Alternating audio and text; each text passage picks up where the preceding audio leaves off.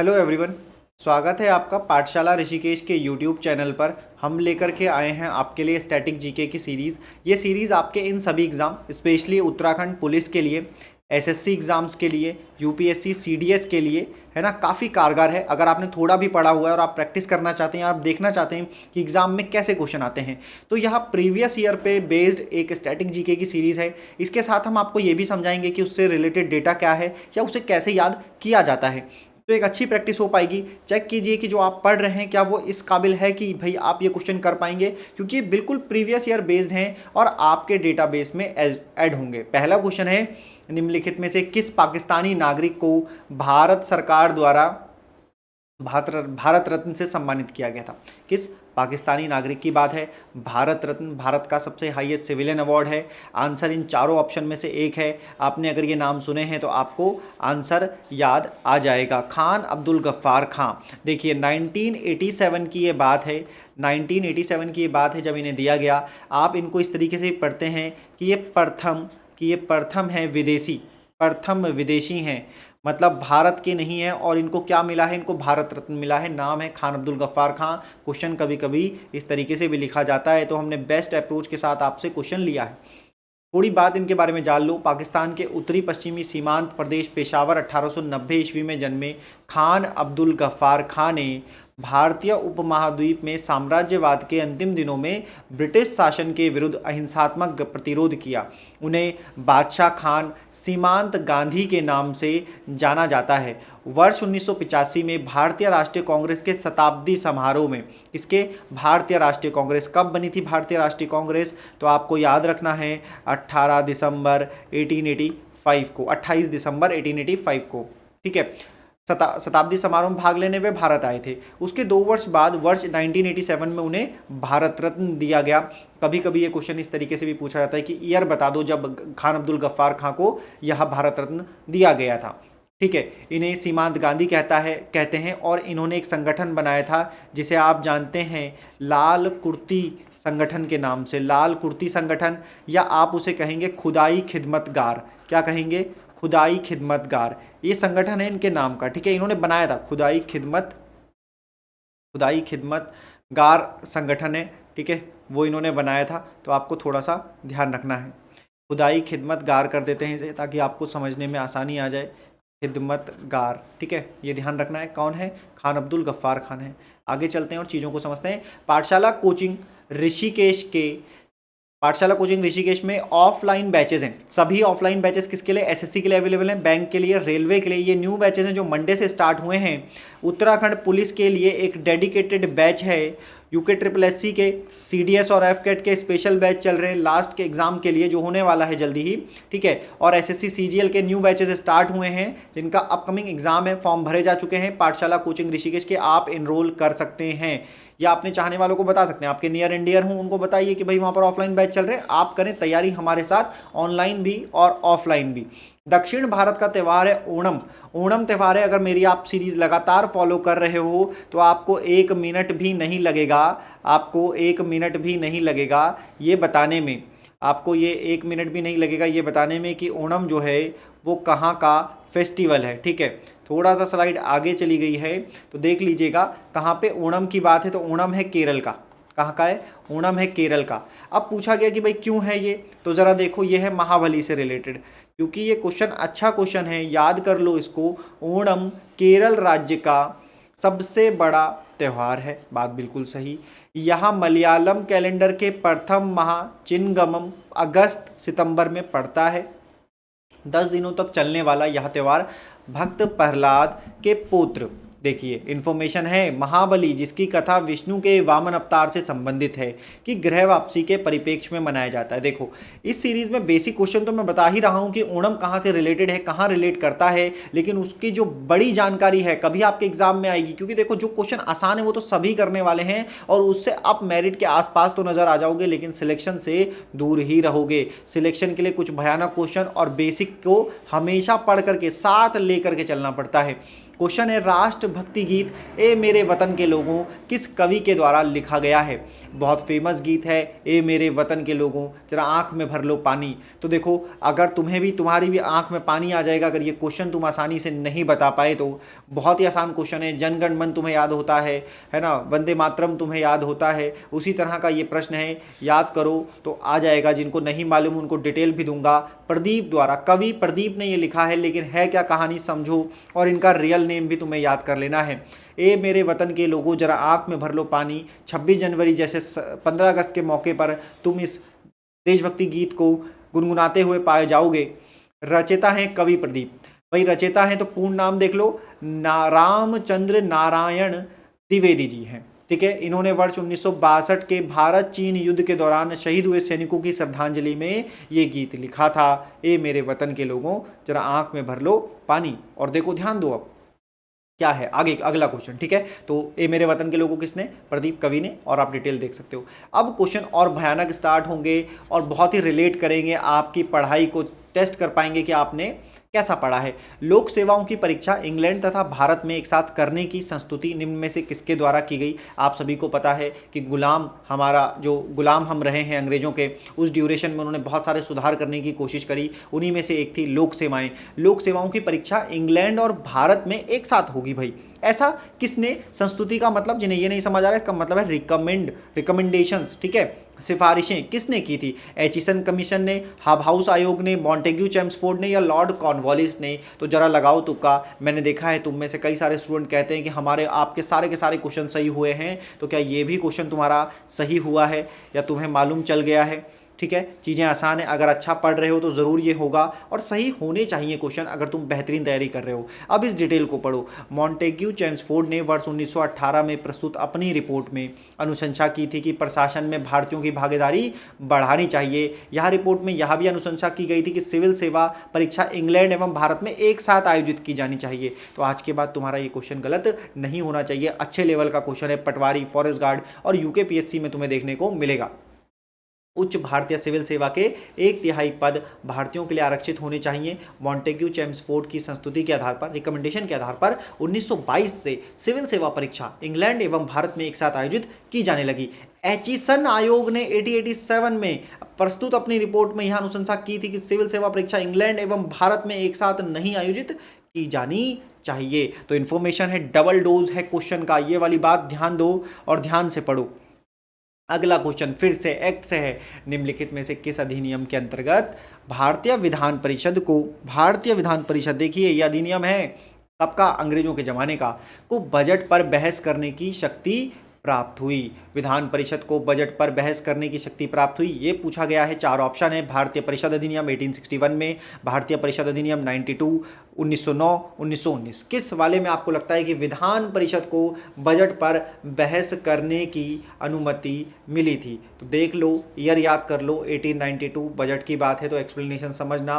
भारतीय परिषद अधिनियम 1892 के अनुसार विधानमंडलों के सदस्यों के अधिकार 2 क्षेत्रों में बढ़ा दिए गए। बजट पर उन्हें अपने विचार प्रकट करने का अधिकार दिया गया, यद्यपि इस विषय पर कोई प्रस्ताव रखने अथवा सदन में मत विभाजन कराने का अधिकार उन्हें नहीं था। सार्वजनिक हित के मामलों में 6 दिन की सूचना देकर प्रश्न पूछने का भी अधिकार दिया गया था। ये क्वेश्चन उन्हीं को समझ आएगा जिन्होंने अपनी तैयारी को अच्छे से पूरा कर लिया है और जो अब बैठे हैं कि हमें नौकरी चाहिए ही चाहिए। अरे ये बात समझ में, बढ़िया लेवल का क्वेश्चन है। तो एक और शानदार क्वेश्चन है आज का, और जरा बताओ कि इसका आंसर तुम बता पाओगे क्या। 14-15 अगस्त 1947 की मध्यरात्रि, मध्यरात्रि क्यों बोला है भाई, 15 अगस्त की अब रात्रि है, मध्यरात्रि तो 12 बजे के आसपास का समय रहा होगा, तो 14 से 15 हो जाता है, 15 से 16 हो सकता है ना, समझ रहे हैं आप बात को। 47 तो 15 अगस्त आप सबको याद रहता है। केंद्रीय असेंबली में इकबाल का गीत हिंदुस्तां हमारा तथा जनगण मन किसने गाया था, मतलब वहाँ पर गायक कौन था जिसने ये गाना शुरू करा। गाना भी चाहिए था, समय ही ऐसा था, हमारी आज़ादी का दिन 15 अगस्त 1947, हिंदुस्तां हमारा तथा जनगण मन, है ना, सारे जहाँ से अच्छा हिंदुस्तां हमारा, इसकी लाइन ये रही होगी, ज़रूर कुछ हुआ होगा, इसीलिए इतना लिख दिया है कि इकबाल का गीत है हिंदुस्तां हमारा, सारे जहाँ से अच्छा क्या, हिंदुस्तां हमारा। तो देखो ऑप्शन है 4, रामेश्वरी नेहरू, मीराबेन, सुचेता कृपलानी, एमएस सुब्बुलक्ष्मी। तो जरा मारो तुक्का और बता दो कि तुम्हें एमएस सुब्बुलक्ष्मी के बारे में पता है। तो भारत रत्न की बात चल रही है तो इन्हें भी मिला है भारत रत्न। ठीक है, देखो इस बात को मैं श्योर नहीं कर रहा हूँ, लेकिन जहाँ तक मेरे को याद आ पा रहा है अभी फ़िलहाल वो है 1998 में इन्हें भारत रत्न मिला था, लेकिन मैं आपको ये श्योर नहीं कर रहा हूँ, एक बार क्रॉस चेक करना। और MS सुब्बुलक्ष्मी को मिला है भारत रत्न, ये तो कंफर्म है। ईयर थोड़ा सा देख सकते हो, लेकिन अनुरूप है कि इसी में मिला होगा, इसी के आसपास इन्हें मिला होगा। ठीक है, MS सुब्बुलक्ष्मी इन्होंने ही गाया था। तो एक नया क्वेश्चन है, आपको आनंद की प्राप्ति जरूर हुई होगी, ये इसकी एक्सप्लेनेशन है, याद रख सकते हो। उपराष्ट्रपति, भाई उपराष्ट्रपति क्या होता है, बोला यही पूछा है, सवाल का मतलब यही है, जरा समझ लो। इस तरह के क्वेश्चन होते हैं। उपराष्ट्रपति लोकसभा का सदस्य होता है, राज्यसभा का सदस्य होता है, किसी भी सदन का सदस्य होता है, संसद सदस्य नहीं होता, यही बताना है। तो चीख चीख के ये बातें समझ लो कि जो उपराष्ट्रपति होता है वो सांसद या संसद का सदस्य नहीं होता, वो उपराष्ट्रपति बनते ही क्या हो जाता है, तो बोलोगे सर वो हो जाता है राज्यसभा का चेयरमैन। क्या हो जाता है भाई, राज्यसभा का चेयरमैन। ठीक है, बातें तुम्हें याद आएंगी अगर तुमने तमीज से पढ़ा होगा तो। आगे चलो और समझो चीज़ को, यही चीज़ें जो मैं बता रहा हूँ वही लिखी हुई है, मन करे तो पूरी तरीके से पढ़ लेना या स्क्रीनशॉट ले सकते हो।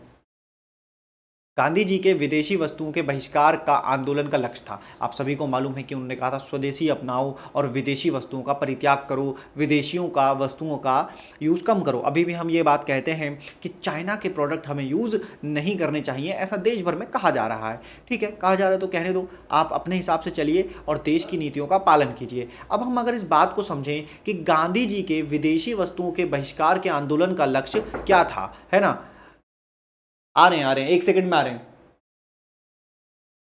लक्ष्य क्या था, तो देखो इसका लक्ष्य था कुटीर उद्योगों को प्रोत्साहन देना। तो आपको ये क्वेश्चन समझ आया होगा पूरी तरीके से, उम्मीद करते हैं। अगले क्वेश्चन की तरफ चलते हैं और चीज़ों को समझते हैं।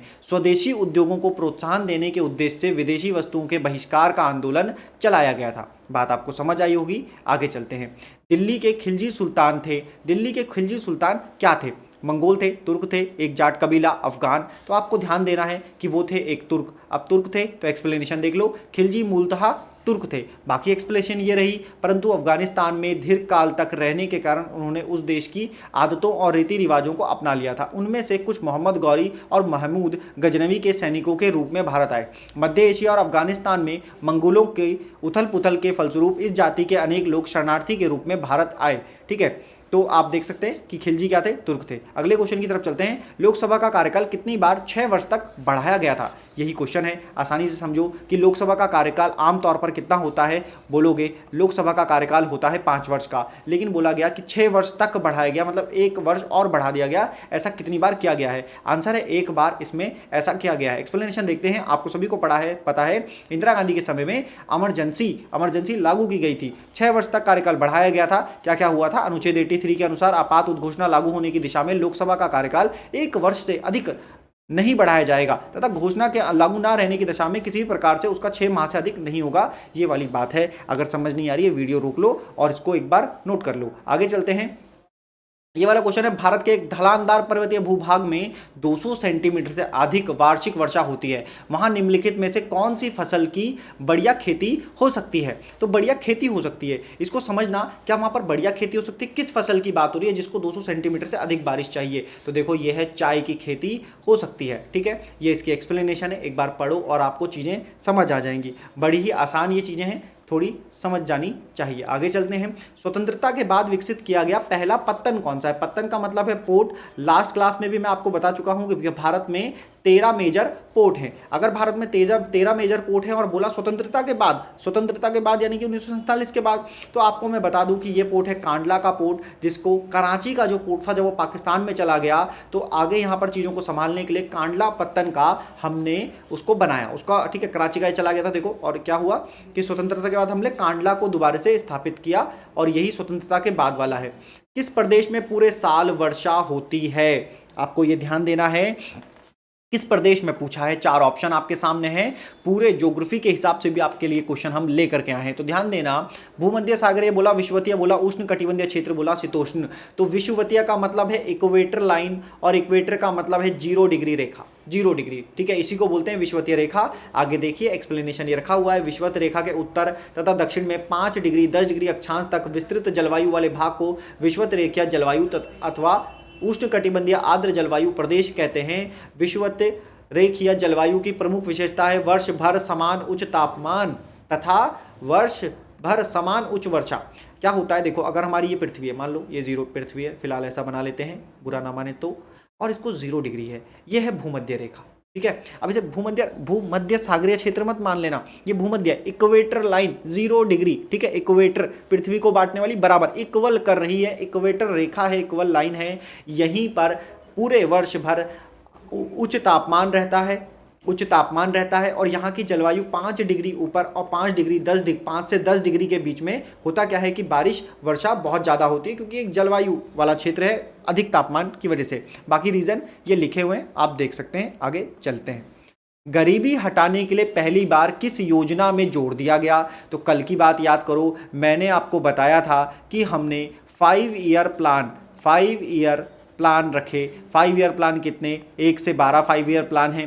पहला 5 ईयर प्लान 1951 में और अंतिम 5 ईयर प्लान 2017 में, ठीक है। यानी कि इस तरह से ये 12वीं पंचवर्षीय योजना, ये पहली पंचवर्षीय योजना। तो गरीबी हटाओ, तो आप सभी ने सुना होगा गरीबी हटाओ, है ना, ये एक नारा था गरीबी हटाओ का। ये किस पंचवर्षीय योजना के दौरान दिया गया? तो जरा इसकी एक्सप्लेनेशन देख लो। 5वीं पंचवर्षीय योजना के दौरान ये दिया गया था। गरीबी उन्मूलन के लिए कार्यक्रम भी चला, पॉवर्टी एलिवेशन पर जोर दिया गया। कब? 5वीं पंचवर्षीय योजना। तो याद रहना चाहिए, सामाजिक न्याय पर भी जोर दिया गया था। गरीबी हटाओ नारा इसी योजना के दौरान। कौन सी योजना के दौरान? तो बोलोगे 5th 5 ईयर प्लान, पंचवर्षीय योजना है जिसका कॉन्सेप्ट अब बदल चुका है। आगे चलते हैं। बारबोन स्टेडियम कहाँ है? स्टैटिक जीके में इस तरह के सवाल बुक से, स्टेडियम से, खेल से, स्पोर्ट्स से आते हैं। बारबोन स्टेडियम कहाँ है? आंसर है मुंबई में है। तो आगे समझना, ये एक छोटा सा इसका एक्सप्लेनेशन है, बिल्कुल अच्छे से पढ़ लो और स्टेडियम याद कर लो, जगह जगह की चीज़ें होती हैं। आगे चलते हैं और समझते हैं क्या होगा। इस वीडियो लेक्चर में इतने ही क्वेश्चन थे। ये क्वेश्चन इतने ज़बरदस्त लाए गए थे कि आपके कॉन्सेप्ट को बिल्ड करेंगे और आपको पढ़ने को कहेंगे कि पढ़ो भाई, अभी पढ़ना और बाकी है। चीज़ें समझ लो, चीज़ें हैं बहुत ही आसान। वीडियो देखने के लिए धन्यवाद। अगर पसंद आई हो तो लाइक कर सकते हो, लाइक करना मत भूलना।